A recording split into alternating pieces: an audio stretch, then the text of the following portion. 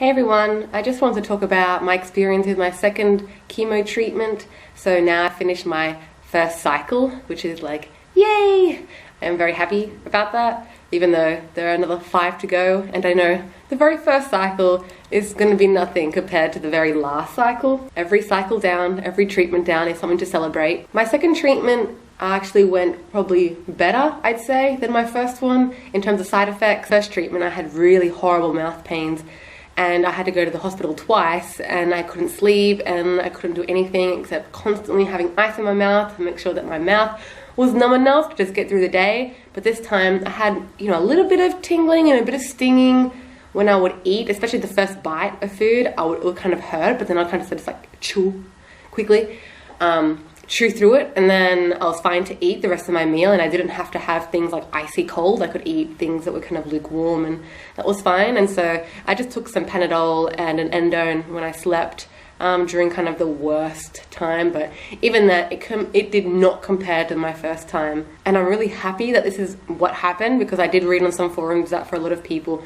the first time was the worst in terms of mouth pain. In terms of fatigue, definitely very bad as well. Like the first time, it isn't any better. If anything, I think the fatigue has gotten worse in terms of when I've recovered. I haven't really recovered the same way that I recovered the first time, and that is probably just going to get worse as my treatments go along, which is very frustrating. I hate not being able to just hang out with friends for multiple hours like I normally did and be very active in that time. But that's okay. My stomach cramping was also pretty bad this time too, even though I'm not taking any Senna laxatives, which apparently the doctor said could be bad. I make stomach cramping, and just to make sure to stay on top of your constipation stuff by taking things like Movicol, which is like a fiber drink thing that you take to keep you going without necessarily forcing your intestines and things to contract like laxatives do apparently. But it has not helped that much, and I was in pretty bad pain. I was just constantly on Panadol and endone, and I don't like being on these drugs, even though Panadol and endone, are nothing compared to the chemo. I don't like it. Thankfully, finally, I'm more or less side effect free. I think I probably will still have some fatigue today, but I hope I can still go to the shops. I'm just having to learn that I just have to stop and close my eyes and close my ears if I have to, and just breathe in and out for multiple minutes if I have to, if I'm out and about, and that's okay, to kind of just try to regain energy again to keep going, because my body is really affected obviously by the chemo. As you can probably hear, I am still recovering from a cold, and that didn't make my second treatment any better, having a cold. The first time I didn't. So hopefully from now on I won't have any more colds or things like that, because pretty much everyone in the family got a cold, and so then obviously I got a cold, and hopefully from now on no one actually get colds. The winter is ending, we're in spring now, so only warm weather to come, which hopefully will mean no more getting sick. My port has fully healed, and I used it at the chemo session, and it just hurt a bit because they kind of they really quite grab it and they just stab it. But it's not, I don't know, I find it less anxiety inducing than getting the needles in my arms, and yeah, I found it much better. It just feels a bit weird because once they put it in and they start putting the drugs through, it's like you can feel something is happening in this region, but you don't know quite what, and your body isn't really used to it, so it does feel strange. I think probably the best word to use is strange or weird in using the port, but I had no problems at all, and it was really quite good. The only issue that we had is that the nurses had to take out the sutures because apparently they didn't use dissolvable ones, and so then pulling it out of the port was fine, but then in my neck they were kind of pulling and tugging and they couldn't get it out. Apparently my surgeon had done something weird with the suture thing, and I don't know, it was very strange. So then I had to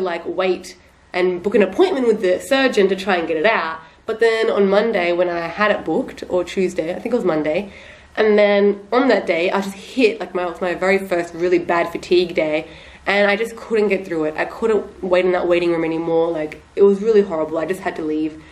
Then I hated having to leave. My whole body, I couldn't take it. So I had to go home and just lay in my bed, bored, out of my mind, and just try to rest. And unfortunately I couldn't sleep. And then I eventually 2 days later went to the hospital where I got the surgery done, and the nurses were able to get it out of my neck.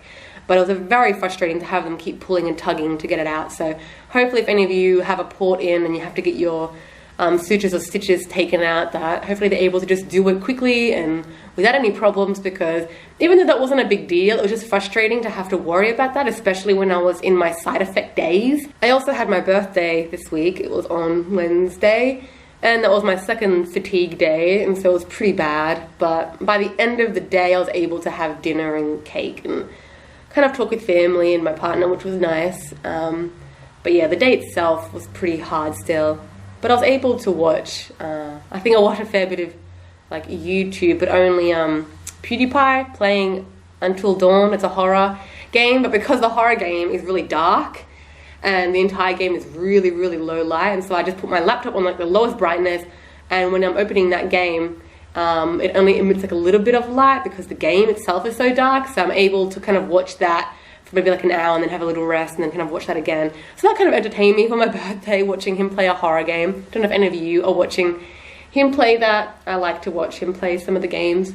But yeah, that's kind of how I spent my birthday, just in a dark room. Sometimes watching PewDiePie play, sometimes talking to my partner and having a nice dinner. And on Saturday, which was 2 days ago, I had a birthday picnic and I nearly couldn't make it because my fatigue was so bad. Well, I wasn't so bad, it was just I got hit with fatigue in the morning again, and I was hoping that I'd just be totally over it because the first treatment, I was totally over it by that point. But I was able to go to the picnic. I just had to rest all of the morning up until 12. And next year, I'll just have to hold out for next year and I'll be able to celebrate my birthday how I want to and in good health.